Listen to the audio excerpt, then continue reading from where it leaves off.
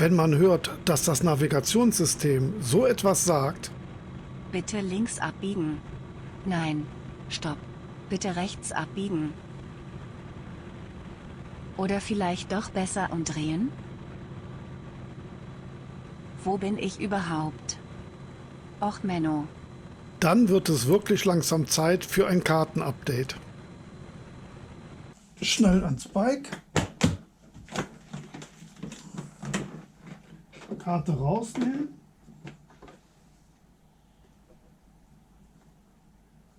Und los geht's. Zuerst brauchen wir aber ein paar Grundlagen. Langweilig. Ja, ich weiß. Deshalb ganz schnell. Die SC47 benutzt Compact-Flash-Karten und die SC68 benutzt SD-Karten. Der Inhalt ist auf beiden Karten gleich. Das heißt, das, was ich für die SC47 hier erzähle, funktioniert auch auf der SC68, nur eben auf einem anderen Speichermedium. Schauen wir uns die Karte mal etwas genauer an.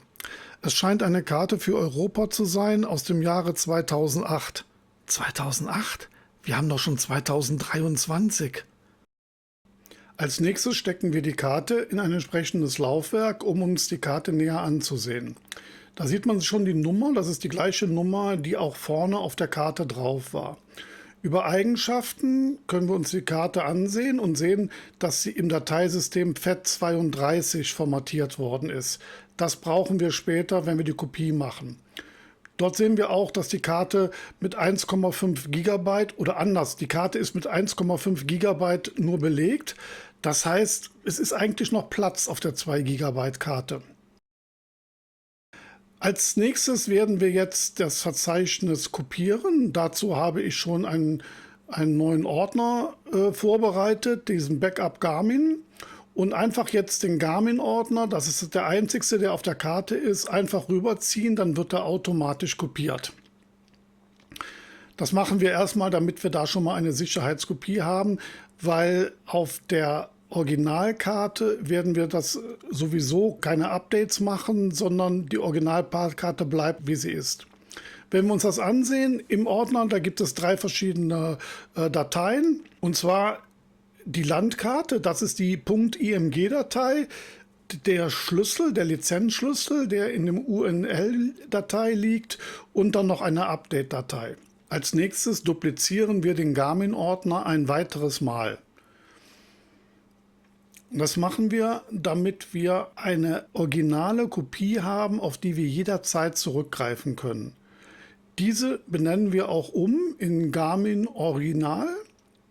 Und anschließend werden wir diese noch auf schreibgeschützt setzen.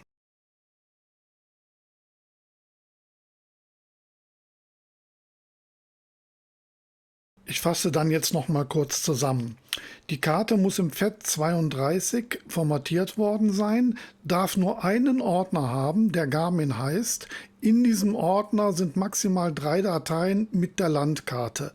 Die Landkarte selber darf maximal 2 GB haben. Das ist die Vorgabe, die Garmin für dieses System gesetzt hat. Da es immer schwieriger wird, Compact Flash Karten zu bekommen, kann man auch Speicherkarten mit 4 oder mit 8 GB benutzen. Die Landkarte selber darf aber immer nur maximal 2 GB groß sein. Man verschenkt zwar eine Menge Platz, aber wenn es keine anderen Karten gibt, kann man auch nichts anderes mal nehmen. Bevor wir mit dem Update anfangen, schauen wir aber erstmal nach, was auf der Originalkarte eigentlich alles für Landkarten drauf sind. Mit Homebase stellt Garmin auf seiner Webseite ein kostenloses Programm zur Verfügung, womit man Landkarten analysieren kann. Genau das werden wir jetzt tun.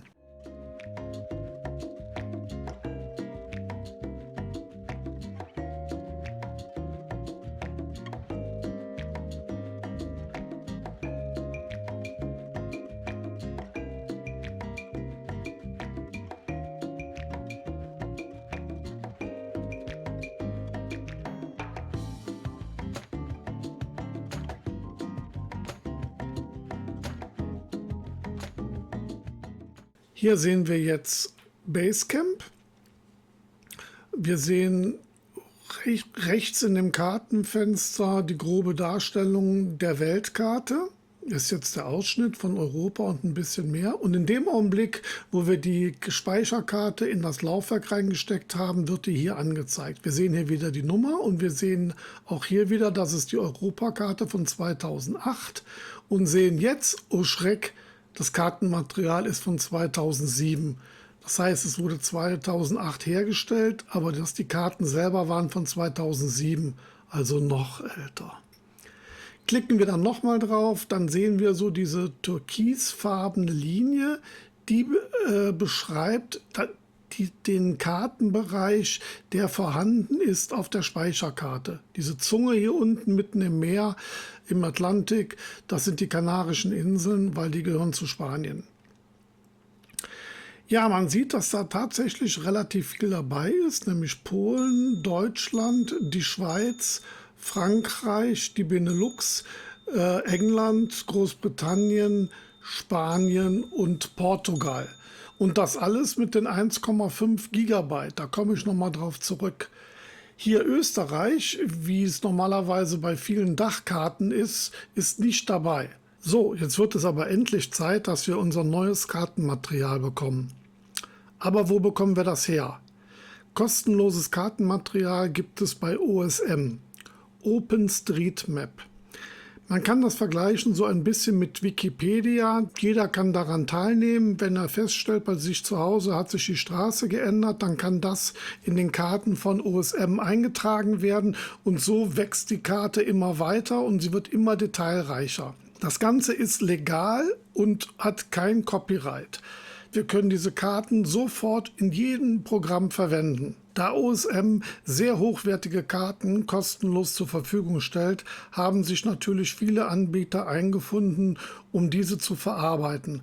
Und zum Glück gibt es auch für unser Garmin-System eine Webseite, die Kartenausschnitte direkt für uns passend liefert. Also ab zu dieser Webseite. Die Webseite heißt garmin.bbbike.org. In der Videobeschreibung werde ich nochmal alle Links aufführen, die ich hier benutzt habe. Ihr könnt da also ganz einfach nachsehen. Da die Webseite für viele verschiedene Garmin-Systeme gedacht ist, müssen wir hier als erstes unser Format auswählen, damit es in der Goldwing erkannt wird. Was wir dafür brauchen, ist OSM Latin 1. Bitte keine anderen Sachen auswählen, die funktionieren unter Umständen nicht. Anschließend muss man seine E-Mail-Adresse eingeben und der ganzen Geschichte einen Namen geben. Dafür werden wir jetzt erstmal ein wenig rauszoomen, damit wir überhaupt mal ganz Deutschland sehen können. Und dann klicken wir auf diesen Button und dann erscheint dieses gelbe Rechteck. Das ist der Ausschnitt. Den müssen wir jetzt halt verändern, dass der auf Deutschland passt. Man kann den hier unten mit diesem gelben Kreis größer und kleiner machen, skalieren und mit dem in der Mitte bewegen. Jetzt habe ich den mal so ungefähr in die Mitte von Deutschland gelegt, klicke jetzt hier auf Polygon hinzufügen und kann jetzt, wenn ich da drauf klicke, neue Punkte erstellen, die ich dann ziehen kann. Und so kann ich dann Stück für Stück die ungefähre Form von Deutschland ausarbeiten. Wenn das jetzt ein bisschen mehr oder weniger ist, ist das ja nicht so schlimm.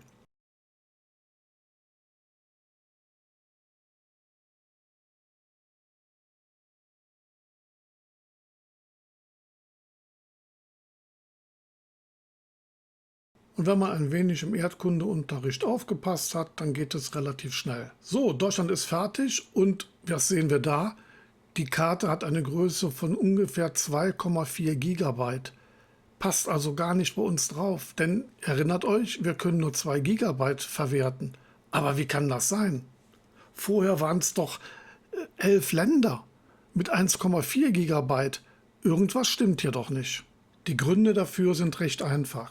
Zum einen wurden 2006 die Straßen recht rudimentär und in möglichst geraden Linien. 2023 sind die Straßen schon sehr viel genauer und es werden auch leichte Kurven berücksichtigt. Dadurch steigt die Datenmenge schon sehr stark an. Zum anderen werden jetzt auch kleine Wege und Pfade angezeigt, die es vorher nicht gab. Unter Umständen sogar Parkbänke. Das alles kostet Speicherplatz. Aber was machen wir nun? Wir können doch nur maximal 2 GB benutzen und auf der Webseite werden sogar nur 1,5 GB unterstützt. So einfach wie simpel. Kleinere Kartenausschnitte. Man muss jetzt den Ausschnitt so lange verändern, bis die Webseite diesen akzeptiert und die rote Schrift verschwindet. Ist nicht schön, ist aber so. Da man ja nicht ständig durch 11 Länder fährt und auch schon gar nicht durch ganz Deutschland, habe ich mir jetzt einen Bereich zusammengeschoben, in dem ich mich meistens aufhalte. Man muss den Bereich so lange ändern, bis die Größenbeschränkung eingehalten wird. Dann kann man auf die Extrakt-Taste drücken. Man gelangt dann zu einer Übersichtsseite, wo unter anderem steht, dass man nach 2 bis 7 Minuten eine E-Mail bekommt, die einen Link beinhaltet. Das stimmt leider nicht, werden keine E-Mails mehr versendet. Etwas tiefer ist der Link zum Service-Status-Seite. Diesen bitte unbedingt nutzen. Mein Bereich, den ich ja GL 1800 genannt hatte, kann man nun im oberen Bereich sehen. Man muss nun warten, bis die Karte bearbeitet wird. Das kann, entgegen der Aussage, dass es 2 bis 7 Minuten dauert, auch mal eine Stunde dauern. Also Geduld ist angesagt.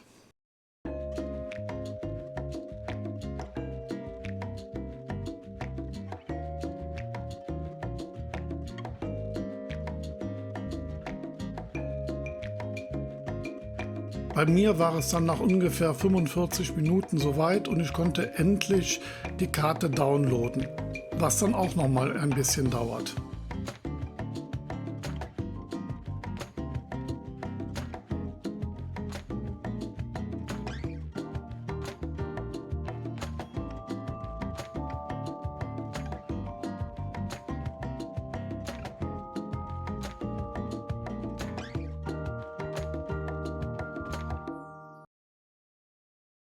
Aber irgendwann ist es dann endlich soweit und die Datei ist da. Ihr findet diese dann im Download-Ordner und dann mit einem rechten Mausklick und auf alle extrahieren wird dann die ZIP-Datei entpackt. Es dauert einen kurzen Augenblick.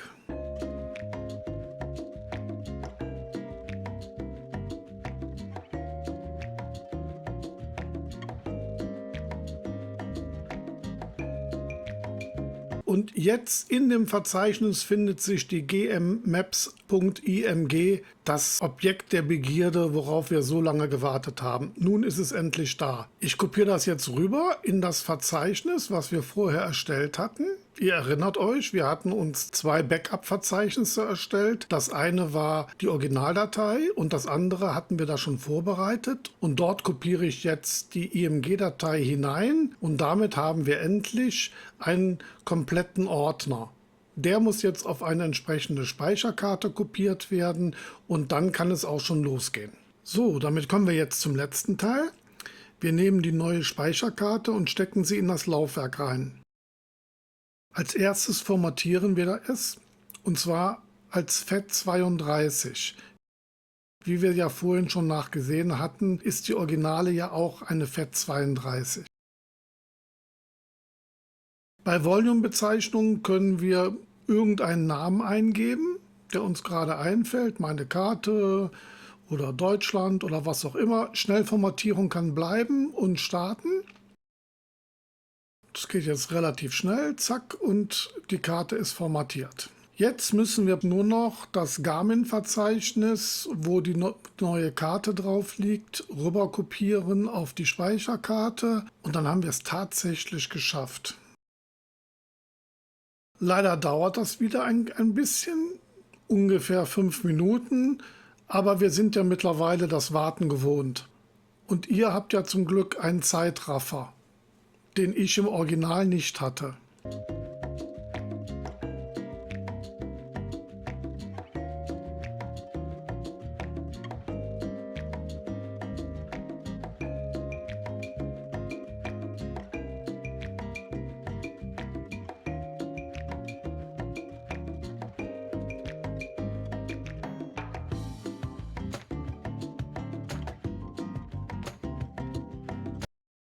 So, die Karte ist jetzt fertig. Wir können noch mal nachschauen bei Eigenschaften. sehen wir, da ist der Name, meine Karte hat es ja genannt. Wir sehen die 1,5 Gigabyte, die belegt sind. Alles passt. Wir gucken nochmal in das Verzeichnis rein. Da sind unsere drei Dateien. Also jetzt die Karte auswerfen. Nicht einfach rausziehen, sondern auswerfen. Ich fasse noch einmal zusammen. Wir brauchen eine Speicherkarte, eine neue. Wir brauchen eine neue Landkarte, die nicht größer als 2 GB sein darf. Eine tagesaktuelle Landkarte bekommen wir auf der Webseite garmin.bbbike.org. Dort müssen wir einen Ausschnitt definieren. Der darf leider nicht größer als 1,5 GB sein. Herunterladen, auf die Speicherkarte kopieren und dann geht's auch schon los. Das war doch jetzt nicht wirklich schwer, oder?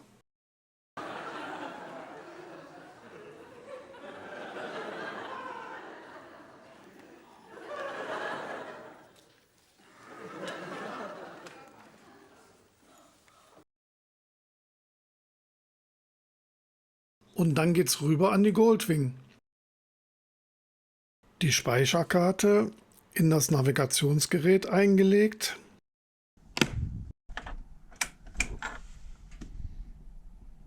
Zündung einschalten. Und jetzt kommt der große Augenblick. Richtig gemacht, funktioniert die Landkarte und